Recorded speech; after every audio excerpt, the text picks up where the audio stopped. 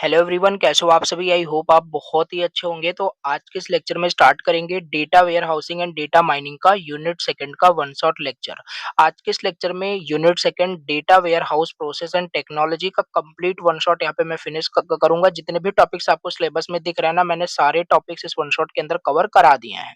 तो लेक्चर को लास्ट तक देखना, आपके सारे टॉपिक्स 100% इजी एक्सप्लेनेशन में तैयार हो जाएंगे।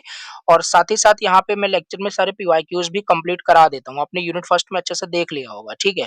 आई होप आपने यूनिट फर्स्ट पढ़ लिया होगा, चैनल पे अपलोड हो चुका है, जाके आप देख सकते हो। अगर एग्जाम टाइम में बाय द वे आप लेक्चर देख रहे हो, वन शॉट देख रहे हो, जाके एक बार प्लेलिस्ट को देखना, पांचों यूनिट ऑलरेडी अपलोड हो गई होगी, राइट। चैनल पे अगर फर्स्ट टाइम विजिट किया, प्लीज सब्सक्राइब करना, लेक्चर को प्लीज लाइक करना। अगर कोई भी डाउट होता है तो मुझे कमेंट करके जरूर बताना। चलो स्टार्ट करते हैं। ओके, तो ये रहा सिंपल आपका सिलेबस। यूनिट सेकंड देख लो, data ware house process and technology, ये यूनिट का नाम है। और देखो, मस्ट आपने यूनिट फर्स्ट देखा है, ठीक है, क्योंकि ये सब्जेक्ट ना पहले तो लेंदी सब्जेक्ट, इजी सब्जेक्ट है हालांकि, राइट, मोस्टली थ्योरी ही है। बाकी यूनिट फर्स्ट देखे रहोगे तो आपको पता होगा डेटा वेयर हाउस क्या है, राइट। बहुत सारे कॉन्सेप्ट जो थे यूनिट फर्स्ट में मैंने डिस्कस किए हैं, राइट। डेटाबेस या डेटा वेयर हाउस में डिफरेंस क्या होता है, डेटा मॉडल, हर एक चीज बताया था। देखे रहोगे तभी बार बार वो रिपीट नहीं करना पड़ेगा, और मैं रिपीट भी नहीं करूंगा, ठीक है। तो चलो यूनिट सेकंड को स्टार्ट करते हैं। और इस यूनिट का जो कहानी है बेसिकली, या कॉन्सेप्ट बोल लो, यहाँ से स्टार्ट होगा, ठीक है। तो पहला टॉपिक इसमें दिया है, वेयर हाउसिंग स्ट्रेटजी क्या होता है। ओके, देखो, what is warehousing strategy. Warehousing strategy का बेसिकली मतलब होता है ना, हम पहले तो एक बार चलो फिर से थोड़ा बता ही देते हैं, ये डेटा वेयर हाउस क्या था। मैंने क्या बताया था आपको, डेटा वेयर हाउस बेसिकली आपका मैंने बताया था कि एक लार्ज स्टोरेज सिस्टम होता है। वेयर हाउस का मतलब क्लियर, ये एक लार्ज सिस्टम जहां पे कुछ हम स्टोर करते हैं। बस इस वेयर हाउस में हम क्या स्टोर करते हैं, डेटा को, राइट। लार्ज डेटा जो होगा यहाँ पे, जो नॉन फ्रीक्वेंटली जो यूज डेटा होता है, उसे इस वेयर हाउस में हम स्टोर करते हैं, राइट। हिस्टोरिकल डेटा या जो कुछ भी डेटा होता है इसमें स्टोर करते हैं, एनालिसिस के लिए, रिपोर्ट के लिए वगैरह, राइट। उस पे एनालिसिस करने के लिए स्टोर करते हैं इसमें वेयर हाउस के अंदर। तो ये डेटा वेयर हाउस था, ठीक है। कैसे बिल्ड होता है सब कुछ बताया था। बाकी यही है जो ये वेयर हाउसिंग, मतलब कि एक बोल सकते हो वेयर हाउसिंग स्ट्रेटजी का मतलब ओवरऑल प्लान क्या है, कि जो कोई ऑर्गेनाइजेशन है ना, कैसे इस वेयर हाउस को बिल्ड करता है, और इसमें कैसे डेटा को स्टोर करेगा, फिर उस डेटा को कैसे मैनेज किया जाएगा। ये सब ना एक तरीके का बोल सकते हो प्लान है, राइट, स्ट्रेटजी है। इसी को तो बोलते हैं वेयर हाउसिंग स्ट्रेटजी। नाम से क्लियर हो रहा है, वेयर हाउसिंग स्ट्रेटजी मतलब एक ऐसी स्ट्रेटजी, एक ऐसा प्लान जो जो कोई ऑर्गेनाइजेशन बनाएगा इसी वेयर हाउस को बिल्ड करने के लिए, मैनेज करने के लिए, यूज करने के लिए, दैट्स इट। ठीक है, एक रोड मैप बोल दो, राइट, कि कैसे क्या होने वाला है, डेटा कैसे स्टोर होगा, कैसे नहीं होगा, राइट। तो ये हमारा होता है warehouse strategies. Okay, now इसमें ना हमारे पास वेयर हाउसिंग स्ट्रेटजी में काफी सारे एलिमेंट्स होते हैं। तो ये चीज समझते हैं, elements of warehousing strategies. अब देखो, ये सब मैं इसलिए नहीं पढ़ रहा हूँ, ये नोट्स रहेगा, रीड करना, अदरवाइज लेक्चर बहुत लेंदी होगा। Why we need a warehouse, basically क्या हमें इंक्लूड करना है, कैसे डिजाइन करते हैं, यही सब स्ट्रेटजीज के अंदर आता है, ठीक है। तो इजी है। तो एलिमेंट्स की बात करते हैं, एलिमेंट्स क्या क्या होते हैं वेयर हाउसिंग स्ट्रेटजीज के। तो पहला एलिमेंट हमारे पास यहाँ पे होता है business requirement, right. Business requirement हमारे पास होता है what the company wants to achieve, right. Actually warehouse में क्या होगा, डेटा होगा। तो पहले तो रिक्वायरमेंट हम समझेंगे कि किस किस टाइप का डेटा हमें वहाँ पे स्टोर करना है, सेल्स डेटा, कस्टमर का डेटा, राइट। तो बिजनेस की रिक्वायरमेंट हमें पहले समझना होगा। तो ये पहला आपका एलिमेंट हो जाएगा। दूसरा डेटा सोर्स, और वो सारा डेटा कहाँ से आएगा। Suppose that we want to store sales data, right, for analysis। so source क्या रहने वाला है, ERP रहेगा, CRM रहेगा, वेबसाइट, एप्लीकेशन, एक्सेल, क्या रहेगा, कहाँ से वो डेटा आ रहा होगा, ठीक है। आर्किटेक्चर सिलेक्ट फिर वहां पे हम करेंगे, ठीक है, कि बेसिकली कि कौन सा आर्किटेक्चर वहाँ पे हम टॉप डाउन या bottom up hybrid approach, architecture का सिलेक्शन यहाँ पे होगा, ठीक है। ये एलिमेंट्स मतलब आपको बताने हैं जो वेयर हाउसिंग स्ट्रेटजीज में यूज होते हैं। फिर डेटा वेयर हाउस डिजाइन किया जाएगा, मतलब यहाँ पे आपको लास्ट टॉपिक में बताया था यूनिट फर्स्ट में, ये काफी इंपॉर्टेंट है, राइट। इसमें भी रिपीट होगा, star, snowflake, fact, constellation, ये डेटाबेस का स्कीमा बोल सकते हो, सॉरी, डेटा वेयर हाउस का स्कीमा डिजाइन होता है, ठीक है। तो ये चीज भी यहाँ पे हम देखेंगे। पहला हो गया बिजनेस रिक्वायरमेंट, दूसरा डेटा सोर्स, फिर आर्किटेक्चर सिलेक्ट किया जाएगा, राइट, ये भी एलिमेंट हो गया। फिर डेटा वेयर हाउस का डिजाइनिंग देखेंगे कि स्टार स्कीमा है या स्नोफ्लेक है, क्या चीज है। फिर ईटीएल, ईटीएल का मतलब एक्सट्रैक्ट, ट्रांसफॉर्म एंड लोड, ये स्ट्रेटजीज हम फॉलो करेंगे बेसिकली, ठीक है। ये भी हमारा एक हो जाएगा, एलिमेंट हो जाएगा। हार्डवेयर एंड सॉफ्टवेयर भी सिंपल सी बात है, डेटा वेयर हाउस बहुत सारा इसमें सर्वर होगा, तभी तो स्टोर होगा, काफी सारी चीजें, स्टोरेज होगा, डेटाबेस होगा, ऑपरेटिंग सिस्टम होगा, तो मतलब हार्डवेयर एंड सॉफ्टवेयर भी होता है। Data quality and Meta data यहाँ पे होता है। डेटा हमारा, ये तो ईटीएल ही डिसाइड करता है, डेटा क्लीन रहना चाहिए, राइट। ट्रांसफॉर्म मतलब कि अच्छे से होना चाहिए, डेटा की क्वालिटी सही होनी चाहिए, एक्यूरेट होनी चाहिए, कंप्लीट होनी चाहिए, राइट। तो ये भी हमारा एलिमेंट हो जाएगा। सिक्योरिटी एंड एक्सेस कंट्रोल भी नाम की कुछ चीज होती है, राइट। हु कैन एक्सेस, कौन एक्सेस कर सकता है उस डेटा वेयर हाउस को, राइट। उसमें डेटा को, सबका रोल क्या रहेगा, ये सारी चीजें। फिर रिफ्रेश एंड अपडेट पॉलिसीज हमारे पास है यहाँ पे, कि कब उसे अपडेट किया जाएगा डेटा वेयर हाउस को। और ये थोड़ा डिफरेंस मैंने आपको DB and data ware house में बताया था, राइट। डेटा वेयर हाउस और डीबी में मैंने डिफरेंस आपको बताया था कि जो डेटाबेस होता है ना, इस पे मतलब फ्रीक्वेंटली इस पे हम ऑपरेशन करते रहते हैं, इसमें डिलीट अपडेट लगा रहता है, राइट। बट इसमें हम कुछ, हमारा पीरियड होता है बेसिकली, डेली डेली भी हम कर सकते हैं, राइट। वीकली भी कर सकते हैं, मतलब कि मंथली भी कर सकते हैं। तो ये फ्रीक्वेंटली मतलब इसमें नहीं होता है, ठीक है। परफॉर्मेंस मैनेजमेंट होता है यहाँ पे, बैकअप एंड रिकवरी है, यूजर ट्रेनिंग एंड सपोर्ट है। देखो मैं एक बार फिर से बताता हूँ, ये था वेयर हाउसिंग स्ट्रेटजी, हमसे पूछा, राइट, इसके एलिमेंट्स। तो वेयर हाउस, मैंने कंपोनेंट्स भी आपको बताए थे वेयर हाउस के, तो वो कंपोनेंट भी आप ऐसे यहाँ पे लिख सकते हो, राइट। बाकी बाय द वे यहाँ पे जो एलिमेंट होता है ना, वो ये सारे एलिमेंट होते हैं, राइट, जो मैंने भी यहाँ पे डिस्कस किए, ये सारे एलिमेंट्स होते हैं वेयर हाउसिंग स्ट्रेटजीज के अंदर। That's it. अब बात कर लेते हैं नेक्स्ट यहाँ पे, जो टॉपिक है warehouse management and support process क्या होता है। ओके, तो warehouse management and support process, नाम से क्लियर हो रहा है, यहाँ पे दो चीजें हैं, मतलब कि warehouse management and support process. तो इसी वेयर हाउस को सिंपल, इसका मैनेजमेंट अच्छा होना चाहिए, सही से होना चाहिए, ये तो वेयर हाउस मैनेजमेंट हो गया। और इसी वेयर हाउस के अंदर बहुत सारा प्रोसीजर होता है, बहुत सारा प्रोसेस होता है, राइट। स्टोर करने के लिए, एनालिसिस करने के लिए, तो ये सपोर्ट प्रोसेस होता है। आओ समझते हैं, थोड़ा अच्छे से यहाँ पे लिखा हुआ है। So these are the day to day activities required to run, monitor and maintain a data where house smoothly. Yes, obvious सी बात है, डेटा वेयर हाउस को अगर हमें अच्छे से मेंटेन रखना है, स्मूथली उसको रन करना है, राइट, तो डे टू डे कुछ एक्टिविटीज होती हैं, उसे आपको फॉलो करना पड़ेगा, ठीक है। तो कौन सी डे टू डे एक्टिविटीज हैं, यहाँ पे देखो मेन प्रोसेस हमारे पास यहाँ पे दिया हुआ है, ठीक है। तो बेसिकली पहला हमारे पास यहाँ पे बोल सकते हो प्रोसेस एक्टिविटीज है डेटा लोडिंग का, जो कि ईटीएल एग्जीक्यूशन के अंदर ही आपका डेटा लोड होता है। कहाँ पे, डेटा वेयर हाउस में। कंपोनेंट वो वाला याद होना चाहिए जो डायग्राम मैंने बताया था आपको, ठीक है। यहाँ पे भी वो डायग्राम आप लिख सकते हो, तो यही बेनिफिट है, राइट। तो ये तो ईटीएल का करेगा, एक्सट्रैक्ट करेगा, ट्रांसफॉर्म करेगा, और यहाँ डेटा लोडिंग मतलब कि यहाँ पे लोड भी करता है, कहाँ पे, डेटा वेयर हाउस में, ये देखो। फिर यहाँ पे एक्सट्रैक्शन भी होगा, क्लीन करेगा, लोडिंग लोड करेगा, ठीक है। तो ये इस तरीके से क्या होता है, ये जो ईटीएल होता है ना, ये डेटा वेयर हाउस को रिफ्रेश रखता है बेसिकली, ठीक है। तो ये डेटा लोडिंग हो जाएगा, और डेटा रिफ्रेश एंड अपडेट। फिर updating the warehouse daily, weekly, monthly with new data, mostly weekly monthly यहाँ पे होता है, राइट। तो ये सारी चीजें मतलब डेटा रिफ्रेश एंड रिफ्रेश रहता है, अपडेटेड रहता है यहाँ पे, ठीक है। फिर डेटा बैकअप एंड रिकवरी भी हमारे पास है, मतलब कि यहाँ पे रेगुलर बैकअप लेना, राइट, वेयर हाउस डेटा का, restore system if failure happen, अगर फेल हो जाता है तो उसको मतलब रिकवर भी किया जा सके, ठीक है। तो ये सारे हमारे पास देखो पॉइंट्स आपको याद रखने हैं, ये सब प्रोसेस होते हैं। परफॉर्मेंस मॉनिटर करना, ये भी एक प्रोसेस है डेटा वेयर हाउस के अंदर, ठीक है। स्पीड अच्छी हो, राइट। स्टोरेज यूजेस कितना है, ईटीएल का टाइम कितना लग रहा है लोड करने में डेटा वेयर हाउस में डेटा को, ठीक है। तो ये सब याद रखना। यहाँ पे मेटा डेटा मैनेजमेंट, मतलब कि मेटा डेटा बताया, ये भी बताया था, डेटा अबाउट डेटा, ठीक है। जो डेटा वेयर हाउस में डेटा स्टोर हो रहा है उसका भी डेटा होता है, ओके। यस, तो सिक्योरिटी एंड एक्सेस कंट्रोल है, controlling who can access the data, ठीक। और user support and help desk हो जाएगा, helping users run reports, queries, solving user issues. तो मतलब कहने का मतलब यहाँ पे यूजर सपोर्ट भी एक प्रोसेस होता है, राइट। सिंपल सी बात है, अमेजोन वाला एग्जांपल भूलना मत, जो बताया था, अमेजोन का भी एक वेयर हाउस होगा, राइट, डेटा वेयर हाउस होगा, जहाँ पे बहुत सारी मतलब लाखों करोड़ों यूजर का जो डेटा है स्टोर होगा वेयर हाउस में, ठीक है। तो क्या होगा, कभी भी आपको प्रॉब्लम होती है तो आप मतलब उसका हेल्प ले सकते हो। तो यूजर सपोर्ट यही तो है, हेल्पिंग यूजर मैन, मतलब कि जो भी प्रॉब्लम उनको इश्यूज आ रहा है उनको सॉल्व करना, ठीक है। System maintenance, updating software, checking hardware, fixing system errors, तो ये सारे हमारे पास क्या होते हैं, ये सब हमारे प्रोसेस होते हैं। देखो मैं आपको बता रहा हूँ, इसीलिए मैंने आपको स्टार्टिंग बताई, यूनिट फर्स्ट एटलीस्ट देखे रहोगे ना, फिर आगे की चीजें आपको बहुत ईजी लगती चली जाएगी।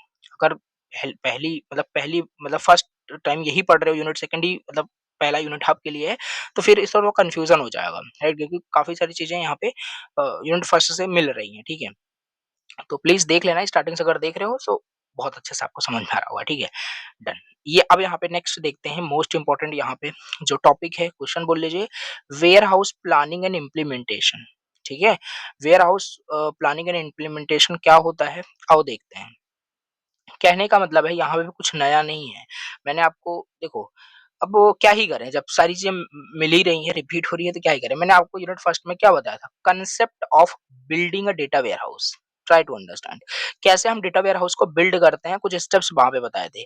बस, राइट? यहाँ पे भी वही है, वेयरहाउस प्लानिंग का मतलब है कि कैसे कोई भी आपका जो डेटा वेयरहाउस होता है वो बिल्ड होता है। राइट? यहाँ पे लिखा भी तो है, वेयरहाउस प्लानिंग का मतलब है how to build the data warehouse, and ये तो हमने ऑलरेडी देख रखा है। तो वो भी चीज़ें आप वहाँ पे स्टेप्स मेंशन यहाँ पे कर सकते हो। अब यहाँ पे इम्प्लीमेंटेशन का फिर मतलब क्या होगा? Actually building it step by step, it includes planning, designing, loading data and deploying the warehouse for use. अगर मैं आपको एक चीज़ यहाँ पे बताऊँ ना, बिल्कुल भी कोई ज़रूरत नहीं यहाँ पे अलग चीज़ याद की, ये एग्ज़ैक्ट डायग्राम भी वहाँ पे था, मैंने बताया था। तो ये वही क्वेश्चन रिपीट हो रहा है, कांसेप्ट ऑफ बिल्डिंग। मैं आपको हर चीज़ बता रहा हूँ, ट्रिक से आप ऐसे ही पढ़ लेना, ठीक है? Concept of building a data warehouse, उसमें भी स्टेप्स थे, वही स्टेप्स यहाँ पे भी हैं। मतलब वही तो हो गया कि उसको प्लान करना, कैसे डेटा वेयरहाउस आपका बनाया जाएगा, राइट? सारी चीज़ें फिर उसको इम्प्लीमेंट करना, राइट? तो यही होता है आपका warehouse planning and implementation. By the way यहाँ पे भी डिस्कस करते हैं, परेशान नहीं होना, राइट? सो डेटा वेयरहाउस इम्प्लीमेंटेशन का ये डायग्राम है, राइट? डिफरेंट डिफरेंट सोर्सेस से जो भी डेटा है वो आपका डेटा वेयरहाउस में स्टोर होता है। यहाँ पे तो शॉर्ट ही डायग्राम बनाया है, बाकी वहाँ पे डिटेल था। तो स्टेप्स भी यहाँ पे भी मेंशन किया गया है, परेशान नहीं होना है, ठीक है? तो इसको भी अच्छे से पढ़ लो, देखो। लेकिन है वही चीज़, मैं बता दे रहा हूँ आपको, ठीक है? So steps of warehouse planning and implementation, पहला तो रिक्वायरमेंट एनालिसिस समझेंगे कि हमारे बिज़नेस की रिक्वायरमेंट क्या है? हम डेटा वेयरहाउस में क्या स्टोर करने वाले हैं, ठीक है? तो वही सेम चीज़ है, यहाँ पे लिखा है कि अंडरस्टैंड करिए बिज़नेस नीड्स को, like sales trends, customer behaviour, सारी चीज़ें। फिर डेटा सोर्स आइडेंटिफाई करो कि डेटा कहाँ से आएगा?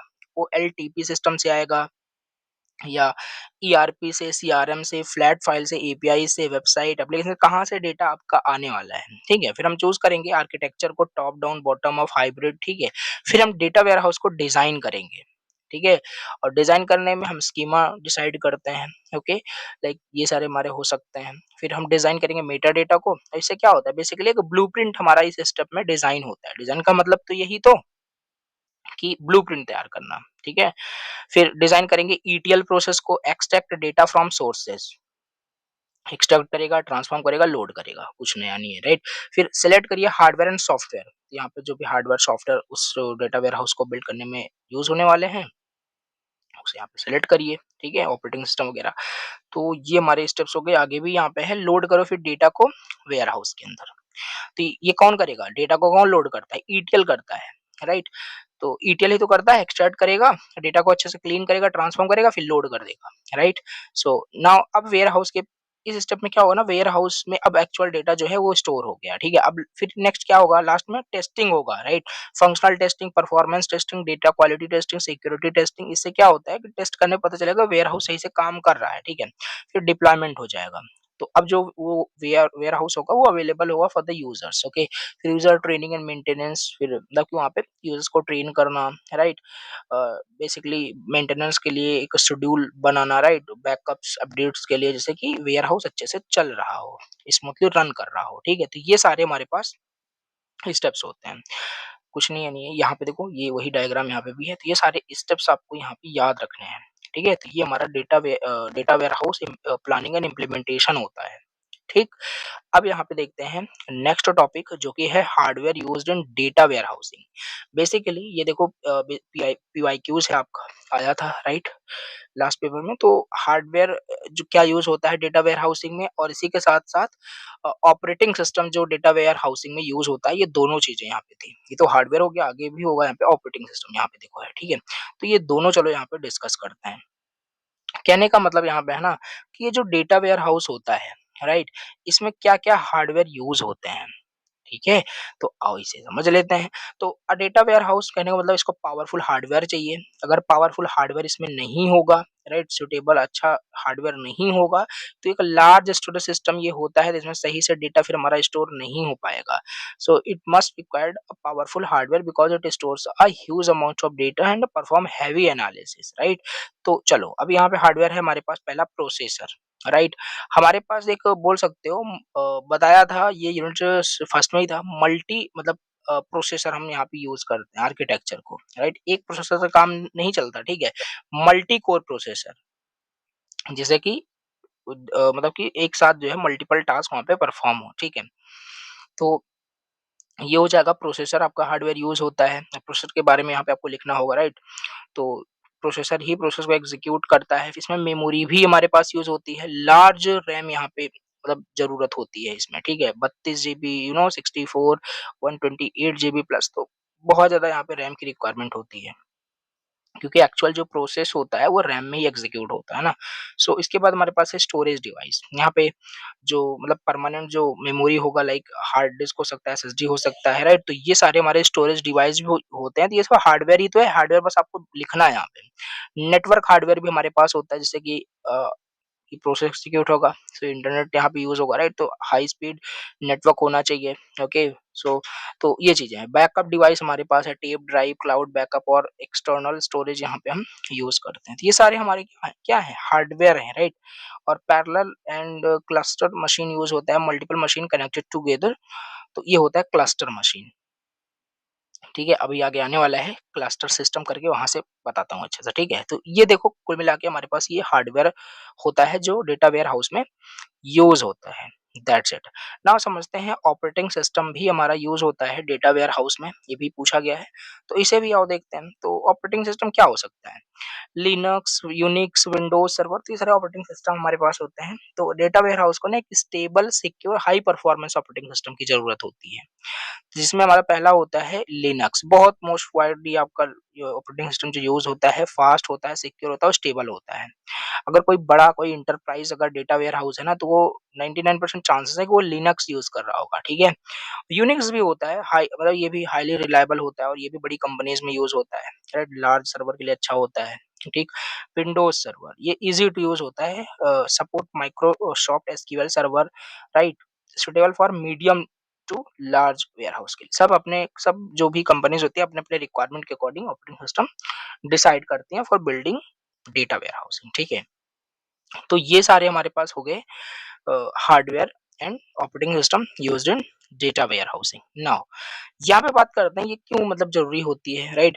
देखो ऑपरेटिंग सिस्टम मतलब why these operating systems are used basically support large storage, manage multiple users, high security हो, हाई परफॉर्मेंस हो, लॉन्ग रनिंग क्वेरी मतलब कि जो ज़्यादा जो बड़ी जो क्वेरीज़ यहाँ पे है उसे हैंडल किया जा सके तो वो ऑपरेटिंग सिस्टम पे ही डिपेंड होता है, ठीक है? तो ये है। अब बात करें हार्डवेयर सिलेक्शन क्या-क्या मतलब होता है, राइट? डेटा वेयर हाउसिंग में मतलब क्राइटेरिया क्या होता है हार्डवेयर सेलेक्ट करने का? देखो डेटा वेयर हाउस जब हम बिल्ड कर रहे हैं उसमें हार्डवेयर यूज़ होगा, ठीक है? देख लिया क्या-क्या हार्डवेयर होगा ऑलरेडी देखा। अब उस हार्डवेयर को सेलेक्ट करने के कुछ क्राइटेरिया हैं, राइट? उसके बेस पे हम हार्डवेयर को सेलेक्ट करते हैं, राइट? ऐसा नहीं कि बहुत बेकार ही प्रोसेसर वहाँ पे यूज़ कर लिया गया और इसी से डेटा वेयर हाउस बनाया तो ओवरऑल इसकी परफॉर्मेंस बेकार ही होगी। तो अच्छा प्रोसेसर होना चाहिए, अच्छा रैम होना चाहिए, तो यही सब क्राइटेरिया यहाँ पे दिया है। तो पहला तो परफॉर्मेंस जो भी हार्डवेयर वहाँ पे सिलेक्ट करो उसका परफॉर्मेंस बहुत अच्छा होना चाहिए, ठीक है? और स्केलेबिलिटी उसमें होना चाहिए। Hardware should support future growth in data, easily उसे स्केल कर सकें। स्टोरेज कैपेसिटी मतलब ज़्यादा होना चाहिए, रिलायबल होना चाहिए, राइट? कंटीन्यूअसली काम करना चाहिए, कंपैटिबल होना चाहिए, right? Different different operating system से वो वर्क करना चाहिए, कॉस्ट इफेक्टिव होना चाहिए, बैकअप एंड रिकवरी सपोर्ट होता है, नेटवर्क स्पीड यहाँ पे अच्छी होनी चाहिए, राइट? तो ये सब हार्ड मतलब कि क्राइटेरिया आप लिख सकते हो for the hardware selection in data warehousing, that's it. तो ये हो गया आपका क्वेश्चन कंप्लीट, ठीक है? अब बात करते हैं यहाँ पे next and the most important question client server architecture और उसके टाइप्स पूछे जाते हैं, ठीक है? तो ये इजी है, थोड़ा इसको समझ लेते हैं। ये काफ़ी सारे सब्जेक्ट्स में आपने पढ़ा होगा क्लाइंट सर्वर आर्किटेक्चर, राइट? तो इजी है यहाँ पे, ठीक है? क्लाइंट सर्वर आर्किटेक्चर थोड़ा-सा इसको मैं डायग्राम से बताऊँगा। यहाँ पे देखो सिंपल देखो एक एग्जांपल से बताता हूँ। जैसे अभी भी आप अपने मोबाइल फ़ोन में राइट अपने मोबाइल फ़ोन में, लैपटॉप में कुछ भी ब्राउज़र पे कुछ भी टाइप करते हो, किसी वेबसाइट को सर्च करते हो, राइट? जैसे आपने अभी वेबसाइट पे मान लेते हैं आपने सर्च किया चैनल का भी वेबसाइट है, ठीक है? सर्च करोगे आएगा एडुशाइन क्लासेस आप सर्च करते हो, ठीक है? तो हुआ क्या बेसिकली आप क्लाइंट हो, आप अपने आप को क्लाइंट बोल दो या अपने आप को बोल सकते हो क्लाइंट बोल सकते हो, अपने आप को ब्राउज़र बोल सकते हो, ब्राउज़र ही यूज़ करोगे, ठीक है? तो या यूज़र बोल सकते हो। तो होता क्या है ना, जो क्लाइंट है, जो ब्राउज़र है, जो यूज़र है, ये क्या करता है जब किसी भी मतलब किसी भी चीज़ के लिए ये रिक्वेस्ट करता है ना, तो ये रिक्वेस्ट बेसिकली क्योंकि आप इंटरनेट से कनेक्टेड हो, तो ये रिक्वेस्ट जाता है सर्वर के पास। ट्राई टू अंडरस्टैंड, ठीक है? सर्वर के पास edushine classes dot in already hosted है सर्वर पे। तो वेबसाइट ऑलरेडी इसका पूरा इनर वर्किंग नहीं बता रहा हूँ। तो क्या होता है कि आपकी जो रिक्वेस्ट होता है, ये एचटीटीपी रिक्वेस्ट आपका जाता है कहाँ पे? सर्वर के पास। सर्वर के पास ऑलरेडी ये वेबसाइट रखी होती है और ये सर्वर फिर आपको यहाँ पर रिस्पॉन्स दे देता है। जब आप ओपन करते हो edushine classes डॉट इन, तो आपके पास क्या होता है? वेबसाइट ओपन होके आ जाती है। तो यहाँ पे देखो एचटीटीपी रिस्पॉन्स जा रहा है, यहाँ पे एचटीटीपी रिक्वेस्ट जा रहा है। तो ये यही होता है, ये क्लाइंट हो गया, सर्वर हो गया। क्लाइंट सर्वर के बीच में देख रहे हो ना कैसे कम्युनिकेशन हो रहा है, कैसे रिक्वेस्ट रिस्पॉन्स हो रहा है, ठीक है? यही होता है क्लाइंट सर्वर आर्किटेक्चर, ठीक है? तो कोई भी एग्जांपल ले सकते हो। जैसे अभी एक एग्जांपल लें, चलो जैसे अमेज़न डॉट इन आप सर्च करते हो, ठीक है? हालाँकि ये भी एक वेबसाइट है, राइट? ई-कॉमर्स वेबसाइट है। तो सिंपल क्या करोगे? रिक्वेस्ट करोगे क्योंकि अमेज़न का भी सर्वर है, सिंपल, राइट? तो ऑलरेडी वेबसाइट इनकी होस्ट है, तो यहाँ से भी आपको रिस्पॉन्स दिख जाता है। लेकिन अगर यहाँ पे कुछ इस तरीके से टाइप कर दो, amzn डॉट इन, हालाँकि ये कोई वेबसाइट नहीं है, आपने मतलब स्पेलिंग यहाँ पे मिस्टेक की है। तो ये इस टाइप की वेबसाइट सर्वर पे नहीं है, राइट? तो जब आप इसको डालोगे, सर्च करोगे ना, तो आपको रिस्पॉन्स में एरर मिलेगा। मतलब ऐसा मिल सकता है 404, मतलब कि ये this site is not found, ऐसा करके कुछ ना कुछ आपको मतलब ओपन नहीं होगा, क्योंकि ये सर्वर पे है ही नहीं। तो ये जो रिक्वेस्ट रिस्पॉन्स का जो चीज़ है ना, इसे हम क्लाइंट सर्वर आर्किटेक्चर कहते हैं। समझ रहे हो? तो ये होता है। तो वही लिखा है, एक मॉडल है बेसिकली, जहाँ पे क्लाइंट जो डिवाइस यूज़र रिक्वेस्ट करता है, राइट? सर्वर के पास, और वहाँ से रिस्पॉन्ड आता है। सब मैंने आपको वही लिखा हुआ है, राइट? वेबसाइट, एप्लीकेशन, ये खाली वेबसाइट में ही नहीं, जो मैं भी आपको एग्ज़ाम्पल दे रहा था, ये एप्लीकेशन में भी होता है, राइट? डेटा वेयरहाउस में, ऑनलाइन बैंकिंग में, क्लाउड सिस्टम में। तो ये चीज़, जैसे ऑनलाइन बैंकिंग में पैसा ट्रांसफर करते हो, तो वहाँ पे क्या होता है? क्लाइंट, आप मोबाइल यूज़ कर रहे हो, राइट? उससे आपने रिक्वेस्ट किया, राइट? वो सर्वर के पास रिक्वेस्ट जाती ही जाती है। तो ये सब क्लाइंट सर्वर आर्किटेक्चर ही फॉलो हो रहा है। तो यहाँ पे थोड़ा डिटेल लिखा हुआ है कैसे काम करता है, राइट? क्लाइंट रिक्वेस्ट सेंड किया, फिर ये रिक्वेस्ट इंटरनेट के थ्रू जाएगा, राइट? वहाँ से रिक्वेस्ट फिर रिसीव करेगा सर्वर, वहाँ से फिर रिस्पॉन्स करेगा, अगर उसके पास मतलब रिक्वेस्ट होता है देन, ठीक है? तो ये इस तरीके से काम कर रहा है, मैंने आपको समझा दिया, ठीक है? ये हो गया, इसका डायग्राम बनाना। अब इसके टाइप्स देखते हैं। टाइप्स क्या होते हैं क्लाइंट सर्वर आर्किटेक्चर के? तो देखो, 1 टियर आर्किटेक्चर होता है, यानी सिंगल टियर, 2 टियर होता है एंड 3 टियर होता है। तो ये तीनों देखो यहाँ पे समझ लेते हैं। थोड़ा-थोड़ा चेंज है। और अभी जो आपने यहाँ पे समझा था ना, ये डायरेक्ट जो क्लाइंट सर्वर आपने समझ लिया, ये आपका 1 टियर ही था, सिंगल टियर ही ये था, यहाँ पे कुछ नया नहीं है, ठीक है? सो यहाँ पे 1 टियर आर्किटेक्चर में क्या होता है, इसको सिंगल टियर भी बोलते हैं। इसमें ना हर एक चीज़ मतलब एक मशीन पे काम करता है, सब अपना-अपना अलग-अलग सिस्टम पे काम करते हैं। क्लाइंट आपका, सॉरी सॉरी यहाँ पे 2 ही किया गया, देखो, क्लाइंट आपका यहाँ पे अलग होता है, सर्वर आपका अलग होता है, डेटाबेस अलग होता है। तो ये 1 टियर आर्किटेक्चर होता है, right? So everything runs on 1 machine, ठीक है? अ, सॉरी, यहीं यहाँ पे मैं आई थिंक थोड़ा गलत बोल रहा हूँ। यहाँ पे देखो, जो भी चीज़ें होती है ना, ये एक सिंगल मशीन पे काम कर रहा होता है, राइट? सिंगल मशीन पे काम कर रहा होता है। जैसे जो जैसे एक आपका मान लो ये पूरा मशीन है, इसमें आपका क्लाइंट, सर्वर, डेटाबेस, ये तीनों एक ही मशीन में काम कर रहा होगा, ठीक है? सब अलग-अलग डिस्ट्रीब्यूट नहीं होता है, ठीक है? तो ये स्मॉल एप्लीकेशन में बेसिकली 1 टियर आर्किटेक्चर यूज़ होता है, ठीक है? जैसे ये लोकल डेटाबेस है, एप्लीकेशन है, राइट? तो ये 1 टियर आर्किटेक्चर हो जाएगा। मतलब एक ही मशीन पे ये सब काम कर रहे होते हैं। बस ये इंपॉर्टेंट पॉइंट है। अब वो 2 टियर में क्या होगा? डिफरेंशिएट करना। यहाँ पे जो क्लाइंट सर्वर होगा ना, यहाँ पे ये क्लाइंट सर्वर आर्किटेक्चर यहाँ पे फॉलो होता है। इसमें 2 लेयर होते हैं। देखो, क्लाइंट में क्या होगा? यूज़र का इंटरफेस होगा और एप्लीकेशन होगा, और सर्वर के पास यहाँ पे डेटाबेस जो लेयर होता है यहाँ पे। तो सर्वर के पास डेटाबेस होता है और क्लाइंट के पास यूज़र इंटरफेस होता है, जो आप देखते हो, जो क्लिक करते हो, ये यूज़र इंटरफेस होगा, कुछ लॉजिक होते हैं, ठीक है? तो क्लाइंट के पास बेसिकली क्या होता है? यूज़र इंटरफेस होता है और एप्लीकेशन लेयर होता है, लॉजिक्स जहाँ पे लिखे होते हैं। तो ये 2 टियर आर्किटेक्चर होता है, राइट? कहाँ यूज़ होता है? Small to medium organisation systems में। Okay, okay. तो अब बात करते हैं यहाँ पे next, 3 tier architecture, right? Mostly common ये है और ज़्यादातर यही यूज़ होता है, ठीक है? जो बड़े-बड़े ऑर्गेनाइजेशन होते हैं, क्योंकि हर एक चीज़ यहाँ पे सेपरेट मतलब एंटिटी हो जाती है, इंडिपेंडेंट हो जाता है, राइट? अब यहाँ पे देखो, क्लाइंट लेयर होता है, एप्लीकेशन लेयर होता है और डेटाबेस लेयर होता है। ये देखो, यहाँ पे क्लाइंट लेयर हो गया, ये एप्लीकेशन लेयर हो गया, ये डेटा लेयर हो गया, राइट? मतलब यहाँ पे डेटा लेयर में ना, यहाँ पे डेटाबेस सर्वर एक अलग होगा एप्लीकेशन का जो सर्वर होगा ये अलग होगा और क्लाइंट का तो अलग है ही इंटरफेस, ठीक है, प्रेजेंटेशन लेयर। तो इसमें तीनों चीजें सेपरेट हैं, राइट। वेब एप्लीकेशन हमारा क्या होता है, और यही जो भी एग्जांपल मैं दे रहा था ना स्टार्टिंग में अमेज़न का, यही आपका 3 टियर आर्किटेक्चर को ही फॉलो करता है। जैसे यहाँ पे वेब एप्लीकेशन है जो आप जिसको देखते हो, विजिट करते हो, राइट, ये हो गया। अब उसका बैकएंड सर्वर है, आप रिक्वेस्ट करते हो तो ये रिक्वेस्ट जाती है बैकएंड सर्वर के पास, ठीक है। और उनका डेटाबेस भी होता है जहाँ पे सारे प्रोडक्ट्स का डेटा, सारी चीजें होती है, तो ये डेटाबेस से डेटा फेच होकर के यहाँ पे सर्वर के पास आता है, सर्वर से फिर आपको वहाँ पे दिखता है, ठीक है। तो ये कुछ इस तरीके से 3 टियर आर्किटेक्चर यहाँ पे काम करता है। बड़े-बड़े एंटरप्राइज सिस्टम में ये यूज़ होता है, डेटा वेयर हाउसिंग में भी यही यूज़ होता है, ठीक है। तो ये टाइप्स हमने यहाँ पे देख लिए, ठीक है। क्लाइंट सर्वर आर्किटेक्चर क्या होता है, उसके टाइप्स, ओके। अब नेक्स्ट टॉपिक यहाँ पे देखते हैं जो कि है डिस्ट्रीब्यूटेड शेयर्ड मेमोरी आर्किटेक्चर, ठीक है। और देखो कितनी बार आया हुआ है पहले, ठीक है, तो इम्पोर्टेंट है ये भी। यहाँ पे क्या होगा ना, डिस्ट्रीब्यूटेड शेयर मेमोरी से आर्किटेक्चर क्या होता है और इसे यहाँ पे समझते हैं। तो बेसिकली यहाँ पे क्या होता है ना, ये थोड़ा इसको एग्जांपल से अगर मैं आपको बताऊँ, देखो यहाँ पे लिखा भी है इजी इजी लैंग्वेज में, देखो यहाँ पे मल्टीपल जो कंप्यूटर होते हैं ना, वो एक सेम मतलब मेमोरी को बोल सकते हो शेयर कर रहे होते हैं, ठीक है। जैसे एक एग्जांपल अगर ऐसे मैं आपको बताऊँ, जैसे मान लो आप हॉस्टल में रह रहे हो, ठीक है। तो अब एक रूम जो है 2 पर्सन वहाँ पे शेयर कर रहा होता है कि नहीं कर रहा होता, तो वही है बेसिकली शेयर्ड रूम, ठीक है। तो यहाँ पे बस रूम नहीं है, यहाँ पे मेमोरी है। यहाँ पे बहुत सारा कंप्यूटर होगा, वो एक मेमोरी को ही वहाँ पे शेयर कर रहा होगा आपस में, ठीक है। तो ये चीज़ होता है डिस्ट्रीब्यूटेड शेयर्ड मेमोरी, राइट। बहुत सारा मशीन है, लेकिन एक शेयर्ड वहाँ पे वर्चुअल मेमोरी है। लेकिन हर एक, जैसे देखो यहाँ पे इसका शायद डायग्राम मैंने यहाँ पे मेंशन किया कि नहीं? यहाँ पे देखो, ऐसे ही बताते हैं, जैसे हमारे पास एक कंप्यूटर यहाँ पे है, एक कंप्यूटर यहाँ पे है, एक कंप्यूटर यहाँ पे, एक कंप्यूटर यहाँ पे है, और यहाँ पे हमारे पास मेमोरी मतलब एक ही है, राइट। तो ये भी इसी को शेयर कर रहा होगा, ये भी, राइट। बट इसको लगेगा कि इसके पास जो है पूरा मेमोरी, बट एक्चुअल क्या होता है ना, ये वर्चुअल मेमोरी का कॉन्सेप्ट यहाँ पे यूज हो रहा होता है, राइट।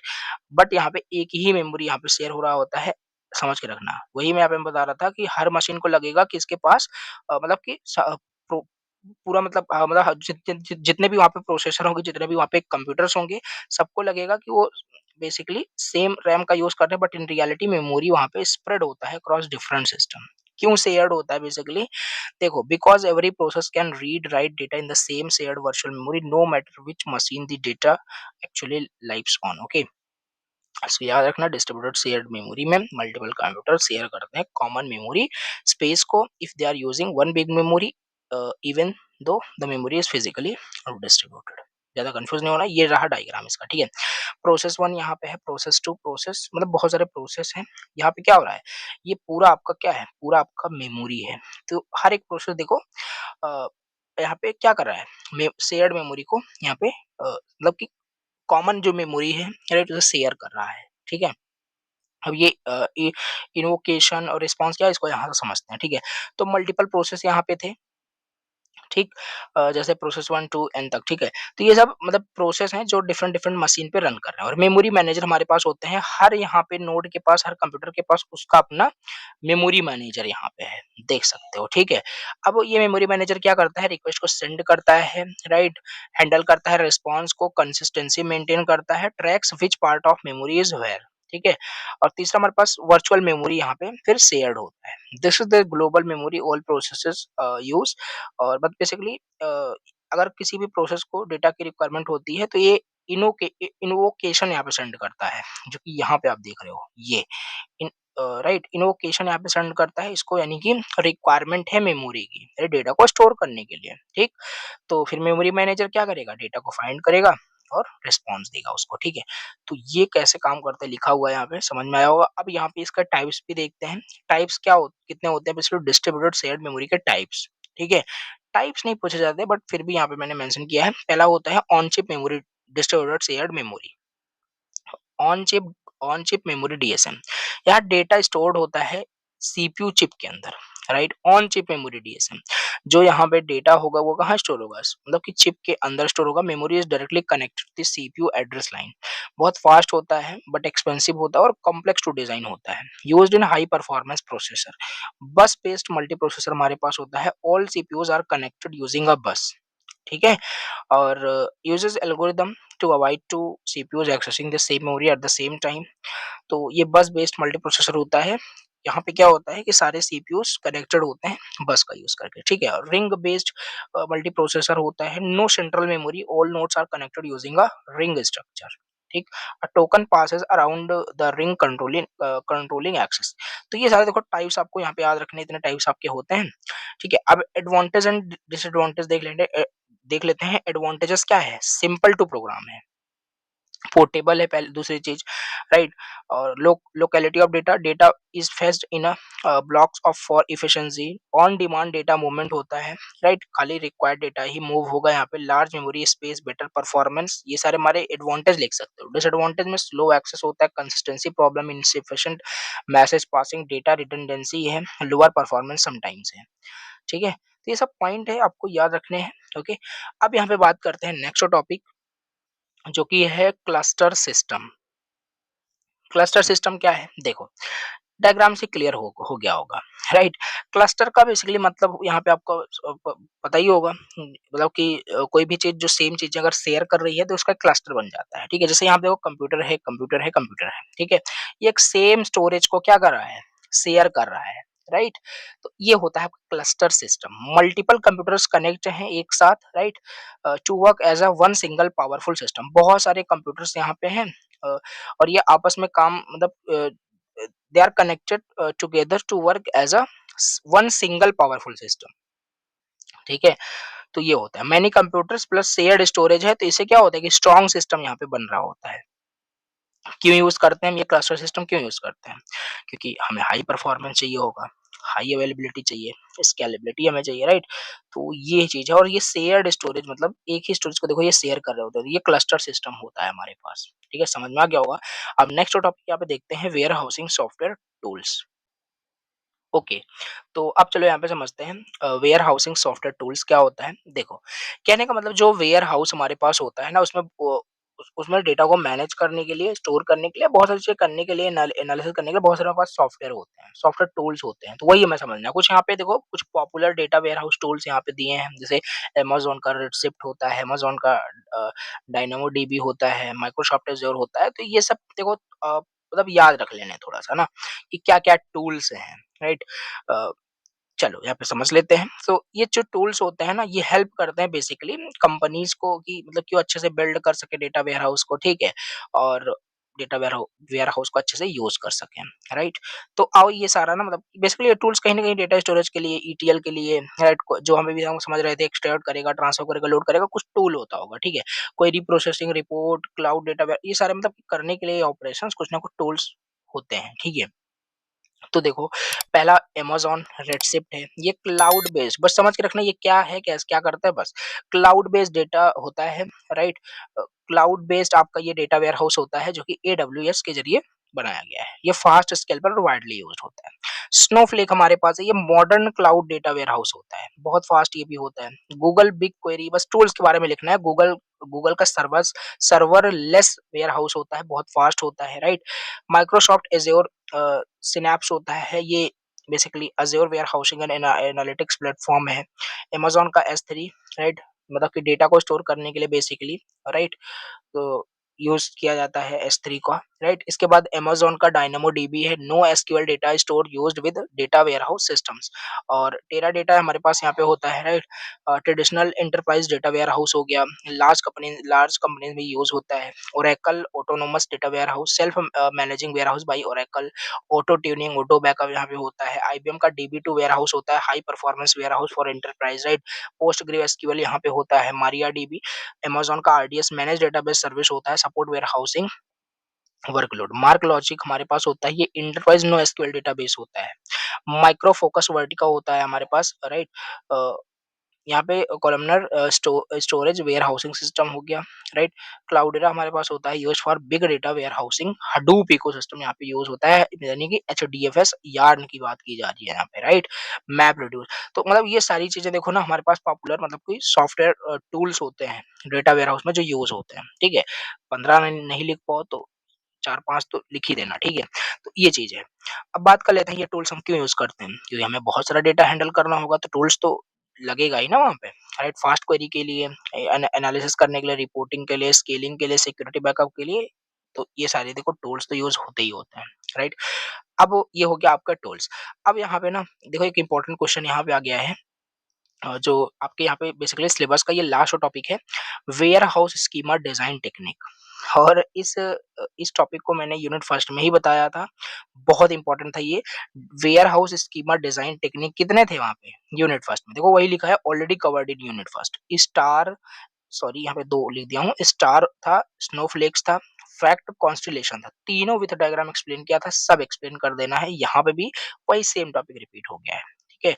तो ये चीज है आपका warehouse schema design technique, already cover है, वहां पे पढ़ लेना, ठीक है। तो ये हो गया आपका यूनिट कंप्लीट। बट अभी पीवाईक्यूज भी करना है, ठीक है।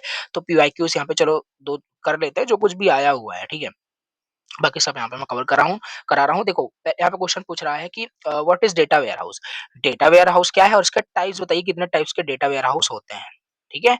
ओके, तो डेटा वेयर हाउस क्या होता है, पहले मैंने बताया था, राइट, वही है सिंपल, जहाँ पे एक लार्ज स्टोरेज सिस्टम होता है, जहाँ पे डेटा को स्टोर किया जाता है, एनालिसिस किया जाता है, राइट, रिपोर्टिंग के लिए सारी चीजें। ये डेफिनेशन ऑलरेडी बता रखा है, ठीक है। इसका टाइप्स बस हम देखते हैं यहाँ पे। टाइप्स देख लो, इतने सारे टाइप्स के हमारे पास डेटा वेयर हाउस होते हैं, राइट। पब्लिक वेयर हाउस हो गया, और प्राइवेट, बॉन्डेड, गवर्नमेंट, कोऑपरेटिव। तो वन बाय वन देख लेते हैं। तो पहला पब्लिक डेटा वेयर हाउस है, मतलब कि यहाँ पे open for use by the general public, open for everyone, right. Users pay करता है some amount to store and access this data ware house which is public warehouse, ठीक है ना। इसके बाद हमारे जैसे एडब्ल्यूएस हो जाएगा, कोई भी एडब्ल्यूएस पे अपना एप्लीकेशन होस्ट कर सकता है, डेटा को स्टोर कर सकता है, ठीक है। प्राइवेट डेटा वेयर हाउस हमारे पास होता है, जो किसी ना किसी ऑर्गेनाइजेशन के लिए खाली मतलब डेडिकेट होता है, ठीक है। अ, ये भी बट इसमें भी तो पे करना पड़ेगा ना, बहुत कॉस्टली होता है, राइट। सो ये चीजें हैं, हमारे पास प्राइवेट डेटा हाउस होता है। बॉन्डेड डेटा हाउस हमारे पास होगा, इसमें क्या होगा ना, used for imported goods where taxes duties are not at paid, right. Data store होता है अंटिल क्लियरेंस इज डन। ये यूज होता है बेसिकली कस्टम्स एंड लॉजिस्टिक्स में, बॉन्डेड डेटा वेयर हाउस में कुछ बॉन्डिंग यहाँ पे हो रही होती है, ठीक है। गवर्नमेंट डेटा वेयर हाउस होता है owned and manage by government agencies के जरिए। ये जैसे क्राइम का जो सारा रिपोर्ट होता है कहाँ पे होता है, क्राइम डेटा वेयर हाउस में, हेल्थ डेटा वेयर हाउस में, ठीक। कोऑपरेटिव डेटा वेयर हाउस भी होता है, या एक ग्रुप ऑफ ऑर्गेनाइजेशन के जरिए इसे ऑन किया जाता है, इस कोऑपरेटिव डेटा वेयर हाउस को, ठीक है। जैसे बैंक शेयर करता है फ्रॉड डिटेक्शन डेटा, ठीक। तो ये सारे ना टाइप्स होते हैं हमारे पास, ठीक है। अब एक लास्ट टॉपिक यहाँ पे है मार्केट बास्केट एनालिसिस, यहाँ पे देख लेते हैं, इसके बाद खत्म है हमारा टॉपिक, ठीक है। तो मार्केट बास्केट एनालिसिस क्या है और देखो कितनी बार आया है, इस बार भी आ जाएगा, ठीक है। तो अच्छे से पढ़ना है यहाँ पे, मार्केट बास्केट एनालिसिस क्या है। बेसिकली ना ये आपका एक डेटा माइनिंग टेक्निक होता है। अब नेक्स्ट नेक्स्ट यूनिट ही आने वाला है, डेटा माइनिंग, यूनिट थर्ड का नाम है, तो देखेंगे वहां पे भी। बाकी यहाँ पढ़ लो, मार्केट बास्केट एनालिसिस आपका डेटा माइनिंग टेक्निक होता है, जिसका यूज करके ना हम फाइंड करते हैं which items are often bought together by customer. एक एग्जांपल बताऊंगा, क्लियर होगा, राइट।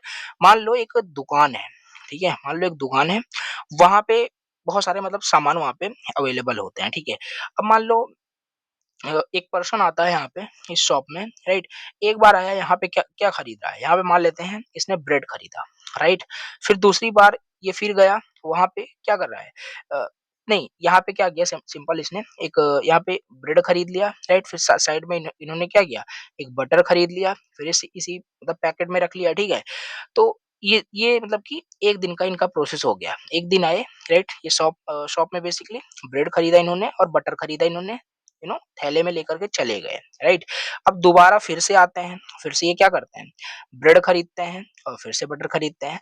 अब समझना यहाँ पे ये अलग से खरीदते हैं, ये अलग से खरीदते हैं, थोड़ा ऐसे ही मैं आपको समझा रहा हूँ बहुत इजी लैंग्वेज में। अब क्या होगा ना, ये जो शॉपकीपर जो होगा, ये क्या करेगा ना, इन दो आइटम को एक साथ कर देगा, क्योंकि ये देखेगा ये चीज है ना, कस्टमर फ्रीक्वेंटली बाय कर रहा है, ब्रेड के साथ बटर यहाँ पे खरीद रहा है। तो अब क्या करेगा कि नया यहाँ पे मतलब बोल सकते हो प्रोडक्ट बना देगा, जिसमें कि ब्रेड एंड बटर दोनों साथ में होगा, राइट। तो ये साथ में एक बार में ही खरीद पाएगा, यहाँ पे जो दो दो बार अलग खरीद रहा था। तो यही देखो यहाँ पे लिखा है, मार्केट को देख करके मार्केट को देख करके यहाँ पे एनालिसिस किया जा रहा है, राइट।